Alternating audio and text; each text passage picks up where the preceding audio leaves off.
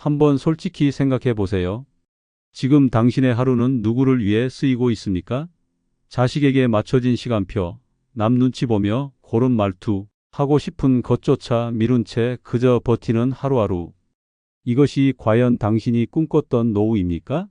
나이 들면 다 괜찮아질 줄 알았는데 현실은 오히려 더 외롭고 더 아프고 더 서럽습니다. 지금처럼 살면 안 됩니다. 누군가를 위해 희생하는 인생은 끝내야 합니다. 이제는 나를 위해 살아야 할 때입니다. 행복한 노년은 그냥 오지 않습니다. 반드시 실천해야 할 5가지가 있습니다. 이 5가지를 오늘부터 시작한다면 남은 인생은 완전히 달라질 수 있습니다. 지금부터 하나씩 알려드리겠습니다. 행복한 노년을 위해 반드시 실천해야 할 첫 번째는 의무감으로 이어온 관계를 끊는 용기입니다. 그 사람과의 관계, 지금도 계속 유지하는 이유가 정말 마음입니까? 아니면 의무입니까? 생각보다 많은 노년의 인연이 정든 사람이 아니라 끊기 애매한 사람으로 남아 있습니다. 젊을 땐 어쩔 수 없었습니다. 직장에서는 상사 눈치, 사회에서는 체면, 가족에게는 역할이 있었으니까요. 하지만 이제는 다릅니다. 그런 구속에서 벗어나야 할 시간입니다. 늙어서까지 눈치 보며 살아야 합니까? 첫 번째 이유는 의무로 이어지는 관계는 결국 나를 병들게 만들기 때문입니다. 전화 한 통, 밥 한 끼에도 피로가 먼저 오는 사람, 만나고 나면 하루가 무거워지는 사람, 그런 인연은 이제 내려놓아야 합니다. 예의를 가장한 무례, 정을 빙자한 착취, 오랜 인연이라는 이유로 얽힌 불편한 감정. 이 모든 것이 당신의 삶을 잠식하고 있습니다. 더는 미안해서, 오래 알아서, 끊기 그래서라는 말로 당신의 노후를 망치지 마십시오. 두 번째 이유는 관계는 숫자가 아니라 질이기 때문입니다. 전화번호부에 이름이 많다고 외롭지 않은 게 아닙니다. 생일날 연락 한 번 없는 친구, 아프다는 말에도 아무 반응 없는 지인, 이런 사람들과의 연결은 그냥 고장난 전선과 같습니다. 전기 한 줄 흐르지 않고 오히려 단절되기 전까지 계속 감정만 새어나갑니다.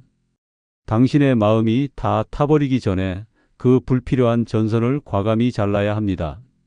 세 번째 이유는 끊는 자리에 새로운 관계가 들어올 수 있기 때문입니다. 공간을 비워야 새로 드립니다. 불편한 관계에 에너지와 시간을 쓰고 있으면 진짜 따뜻한 인연이 들어올 자리가 없습니다. 외로워서라도 끊을 수 없다는 생각은 착각입니다. 당신을 진짜 외롭게 만드는 건 그런 가짜 인연입니다. 이제는 인연 정리를 두려워하지 마십시오. 거절당할까봐, 미움받을까봐 움츠릴 필요 없습니다. 당신은 이제 눈치 보는 인생이 아니라 선택하고 걸을 수 있는 인생을 살아야 합니다. 누구보다도 당신 자신에게 떳떳한 선택을 하셔야 합니다. 그리고 지금이 그 첫 걸음을 뗄 때입니다. 경기도 부천에 사는 73세 양정자 씨는 매달 한 번씩 대학 동기들과의 정기 모임에 참석해 왔습니다. 벌써 40년을 넘긴 인연입니다. 그런데 문제는 그 모임이 정자 씨에겐 전혀 즐겁지 않았다는 사실입니다. 매번 모임은 과거 자랑으로 시작해 자식 자랑, 여행 자랑, 병 자랑으로 끝났습니다. 누구도 진심으로 정자 씨의 이야기에 귀를 기울이지 않았고 그저 숟가락 하나 더 올릴 사람으로만 여겨졌습니다. 처음엔 미안해서 계속 나갔습니다. 다음엔 안 가면 또 말 나올까 봐라는 걱정에 억지로 갔습니다. 그러다 어느 날 그날따라 허리가 아파 힘겹게 버스를 타고 갔는데 도착하자마자 들은 말이 정자 씨의 인내심을 무너뜨렸습니다. 야, 늙으니까 더 느려졌네. 다음엔 조금 일찍 나와. 그 말에 정자 씨는 아무 말 없이 식사만 하고 조용히 자리를 떴습니다. 그리고 그날 밤 전화번호부를 열어 모임 사람들의 번호를 전부 삭제했습니다. 다음 달 모임도 나가지 않았고 이후로도 연락을 받지 않았습니다. 처음엔 불안했습니다. 혹시 너무한 건 아닐까? 하지만 신기하게도 한 달, 2달이 지나도 아무도 연락해 오지 않았습니다. 그제야 정자 씨는 깨달았습니다. 그들은 정자 씨가 아닌 그 자리에 채워질 사람 하나만 필요했었다는 것을 말입니다. 지금 정자 씨는 근처 문화센터에서 그림을 배우며 새로운 사람들과 어울립니다. 만나면 웃음이 나고 함께 있으면 위로가 되는 사람들입니다. 그리고 매번 집에 돌아오며 이렇게 말합니다. 이제야 진짜 나를 위한 인연을 만난 것 같아요. 오래됐다는 이유만으로 관계를 유지하는 건 썩은 이빨을 그냥 두는 것과 같습니다. 아프고 불편하고 결국엔 더 큰 병이 됩니다. 지금 당장 그 관계를 뽑아내야 합니다. 그래야 새로운 삶이, 진짜 인연이 당신에게 다가옵니다. 이것이 바로 행복한 노년을 위한 첫 번째 실천입니다. 행복한 노년을 위해 반드시 실천해야 할 두 번째는 돈을 줄 생각보다 돈을 지키는 연습을 하는 것입니다. 이제는 정신 차려야 합니다. 노년에 돈은 미련 없이 퍼주고 떠나야 하는 것이 아니라 끝까지 쥐고 살아야 할 생명줄입니다. 돈을 잘 쓰는 것도 중요하지만 노년에 가장 중요한 건 돈을 지키는 능력입니다. 물려주고 나눠주고 챙겨주다가 결국 정작 본인은 하루 한 끼 제대로 못 챙기는 노인들이 얼마나 많은지 모릅니다. 아직도 자식 챙겨주고 손주 용돈 주는 걸 사랑이라 착각하고 있다면 지금 당장 멈추셔야 합니다. 그건 사랑이 아니라 자기 인생을 포기하는 어리석은 행동입니다. 첫 번째 이유는 돈을 지키지 못한 노후는 굴욕으로 끝나기 때문입니다. 건강을 위해 병원에 가야 해도 돈이 없어서 참고 친구가 밥을 사줘도 미안해서 마음 불편한 삶. 이게 과연 품이 있는 노후입니까? 자식이 엄마, 아버지 돈 있지 않아요? 하고 묻는 순간부터 그 돈은 당신 돈이 아닙니다. 지갑에 돈은 있는데 쓸 자유가 없다면 그건 돈이 아니라 족쇄입니다. 두 번째 이유는 노인의 경제력은 곧 생존력입니다. 말을 거칠게 해도 되는 사람은 누구입니까? 돈이 없는 사람입니다. 반대로 아무리 말이 적어도 돈이 있는 사람은 대우받습니다. 현실은 냉정합니다. 병원, 보험, 약값, 난방비, 교통비 노년의 삶은 돈 없이도 가능한 것이 거의 없습니다. 그런데 왜 아직도 그렇게 퍼주며 살고 있습니까? 세 번째 이유는 돈을 지키는 사람만이 노년의 자유를 누릴 수 있기 때문입니다. 무엇을 먹고 어디를 가고 누구를 만날지 전부 돈이 결정합니다. 돈이 없으면 선택권도 사라지고 존엄도 사라집니다. 자식에게 손 벌리고 싶지 않다면 지금부터라도 돈을 쓰는 연습이 아니라 막는 연습을 해야 합니다. 제주도 서귀포에 사는 76세 오명자 씨는 남편과 사별한 뒤 3천만 원의 유산을 손에 쥐었습니다. 자식도 다 컸고 손주도 잘 자라길 바라는 마음에 내가 줄 수 있을 때 주자며 큰딸에게 1,000만 원을 건넸습니다. 둘째 아들은 전세금이 부족하다는 말에 또 1,000만 원. 그리고 나서 명자 씨의 통장엔 1,000만 원이 남았습니다. 그런데 문제는 돈을 준 순간부터 가족들의 태도가 달라졌다는 것입니다. 평소에는 엄마, 몸 조심해요 하던 전화가 뜸해졌고 손주들도 더는 놀러 오지 않았습니다. 용돈을 줄 때는 감사하다고 했지만 이제는 왜 이렇게 적지? 라는 말까지 나왔습니다. 결국 남은 1,000만 원을 꼭 쥐고 사는 명자 씨는 더는 누구에게도 말하지 않았습니다. 밥은 혼자 해먹고 병원도 혼자 다니며 여유는 사라지고 자존심만 남았습니다. 그러던 중 명자 씨는 같은 아파트에 사는 80세 고성구 씨와 우연히 대화를 나누게 되었습니다. 성구 씨는 이렇게 말했습니다. 나는 손주들한테 한 푼도 안 줬어요. 대신 내 생일마다 다 모이게 만들었죠. 오면 고기 사주고 맛있는 것도 해주지만 돈 이야긴 안 합니다. 왜? 그 순간부터 내가 그 집 ATM이 되니까요. 그 말을 듣고 충격받은 명자 씨는 용기를 내기 시작했습니다. 더는 돈 이야기를 하지 않았고 손주가 용돈 달라고 해도 다 써버렸어 라고 웃으며 넘겼습니다. 그러자 신기하게도 다시 손주가 먼저 전화를 걸고 딸이 먼저 명자 씨를 찾기 시작했습니다. 돈이 아니라 사람으로 다시 관계가 회복된 것입니다. 그리고 명자 씨는 최근 1박 2일 혼자 여행을 다녀왔습니다. 버스 타고 동굴 보고 바닷가에서 컵라면 먹고 사진도 찍었습니다. 돌아오는 길 스스로에게 말했습니다. 1,000만 원 남아있는 나는 아직도 자유로운 사람이야. 그 돈이 나를 지켜줬어. 돈을 지키는 연습은 사랑을 줄 수 있는 힘을 지키는 일입니다. 그리고 노년에 당신을 지켜주는 유일한 방패입니다. 더 이상 퍼주지 마십시오. 그 돈이 있어야 당신이 살아남습니다. 이것이 바로 행복한 노년을 위한 두 번째 실천입니다. 행복한 노년을 위해 반드시 실천해야 할 세 번째는 하루에 단 30분이라도 오롯이 나에게 집중하는 시간을 갖는 것입니다. 당신의 하루는 누구를 위해 소비되고 있습니까? 자식 걱정, 남편 식사, 친구 부탁, 뉴스 속 남 얘기까지 정작 내 삶은 단 1분도 들여다보지 않고 하루가 끝납니다. 이대로는 안 됩니다.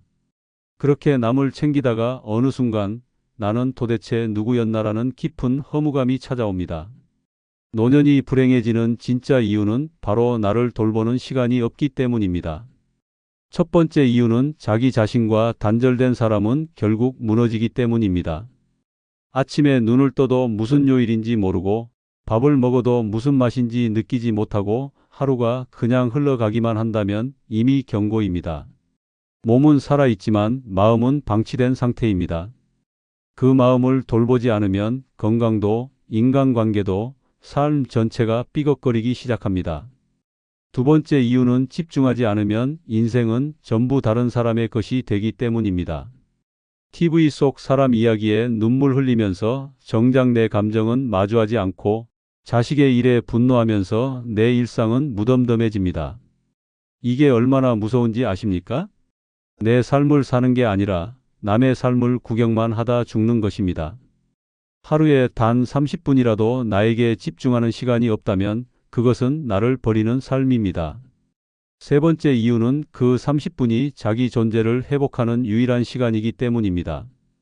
음악을 듣든 책을 읽든 명상을 하든 무언가를 쓰든 아무것도 안 하며 숨만 고르든 상관없습니다.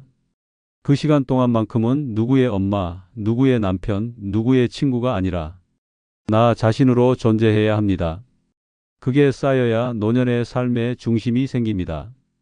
외풍에 흔들리지 않고 허무에 휩쓸리지 않게 됩니다.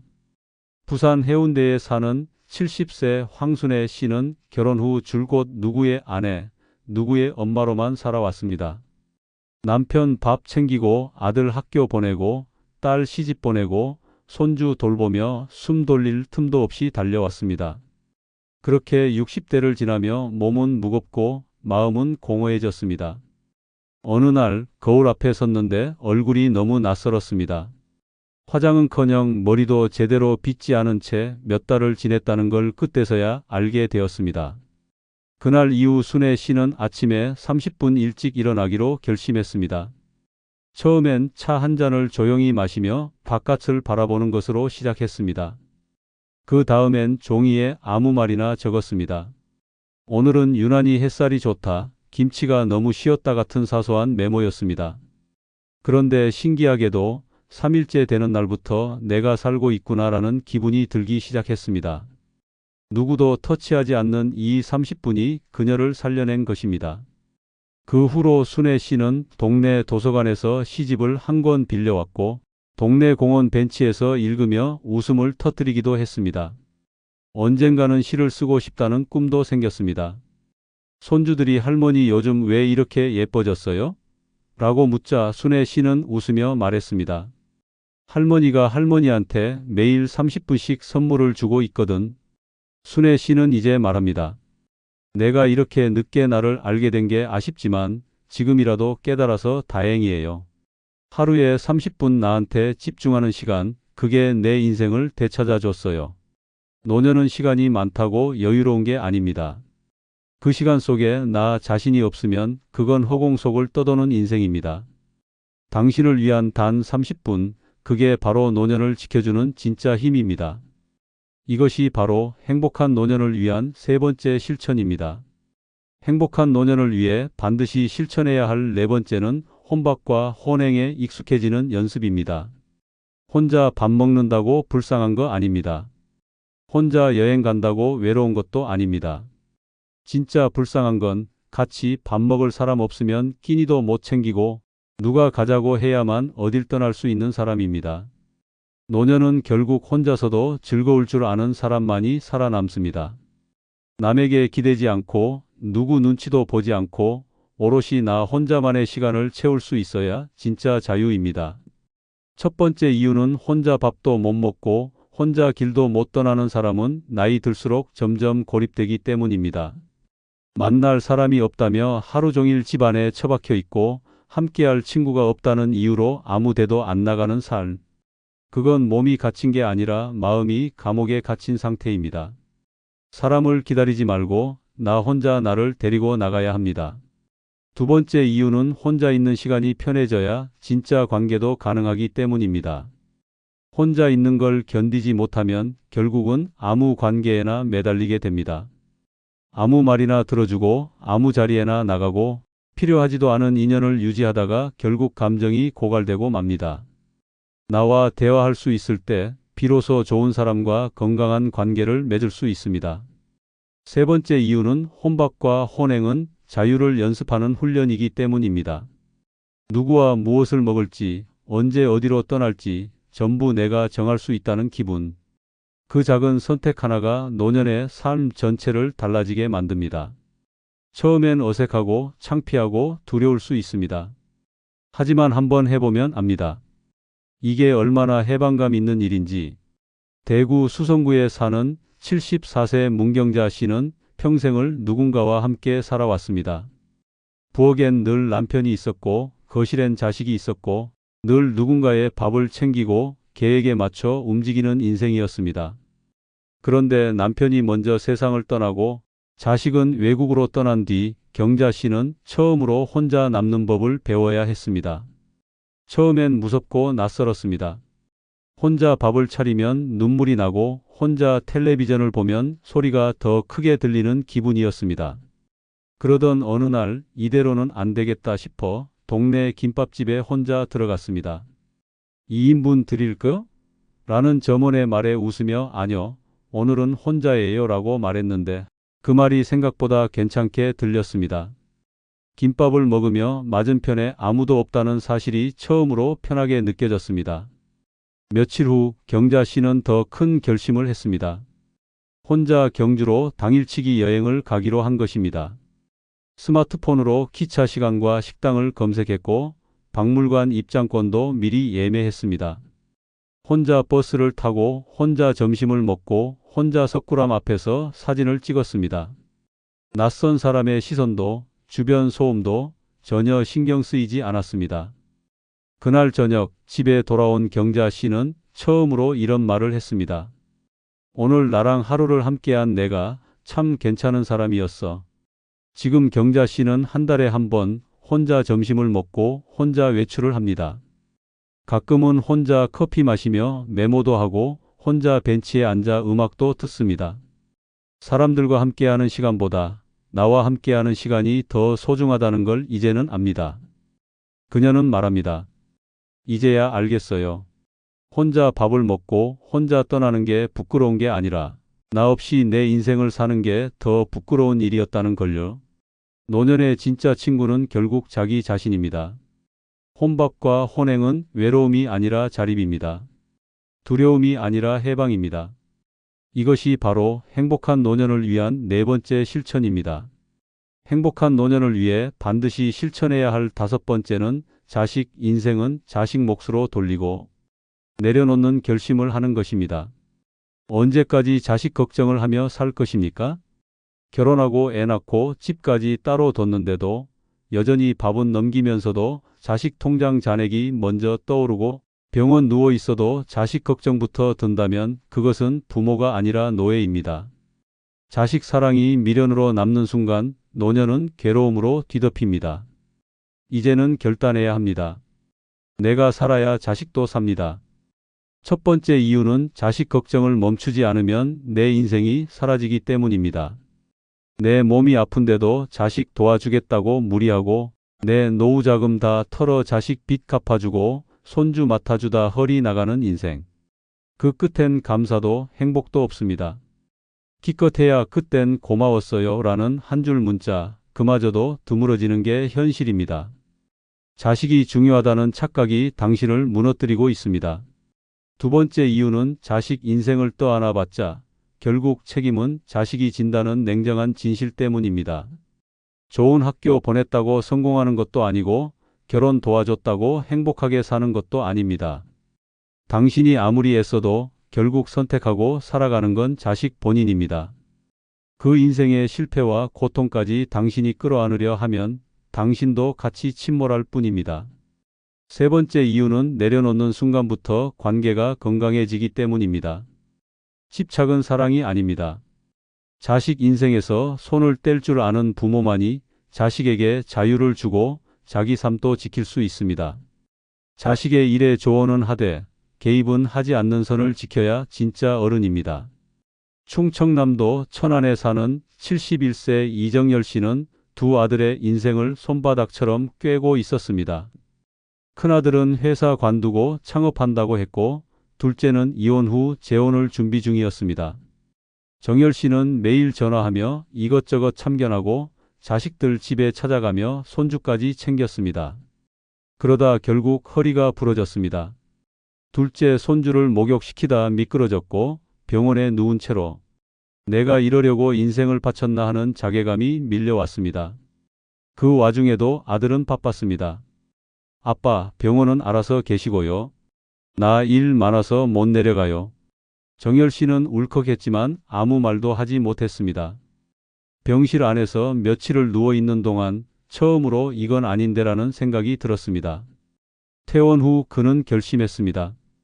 둘째 집에 맡기던 손주는 어린이집으로 보냈고 큰아들 창업 자금 요청도 그건 내가 알아서 해라며 단호히 거절했습니다. 처음엔 자식들이 당황했고 둘째는 아빠, 왜 이러세요? 라며 짜증을 냈습니다. 하지만 한 달, 두 달이 지나자 이상한 일이 벌어졌습니다. 손주는 어린이집에서 잘 적응했고 큰아들도 투자자를 찾아 스스로 해결했습니다. 그리고 정열 씨는 그동안 하지 못했던 작은 여행을 시작했습니다. 하루는 가까운 온천에 다녀왔고 다음엔 친구들과 강릉에 갔습니다. 그렇게 1년이 흐르자 자식들이 그를 대하는 태도도 달라졌습니다. 이제는 아빠 괜찮으세요? 이번에 같이 식사하실래요? 라고 먼저 연락해 옵니다. 정열 씨는 말합니다. 내가 내려놓으니까 자식들도 자기 인생을 스스로 책임지기 시작하더라고. 그리고 그제야 나도 내 인생이 있다는 걸 알았어. 부모가 자식에게 해줄 수 있는 마지막 사랑은 그들의 인생을 떠넘기는 게 아니라 돌려주는 것입니다. 이건 내 몫이다라고 말할 수 있는 용기. 그 한마디가 당신의 남은 생을 지켜주고 자식의 삶도 바로 세워줍니다.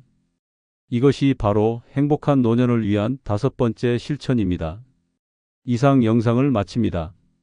여러분들의 많은 경험담과 의견을 댓글에 달아주시기 바랍니다. 그리고 다른 분들에게 영상을 많이 공유해 주시면 감사하겠습니다.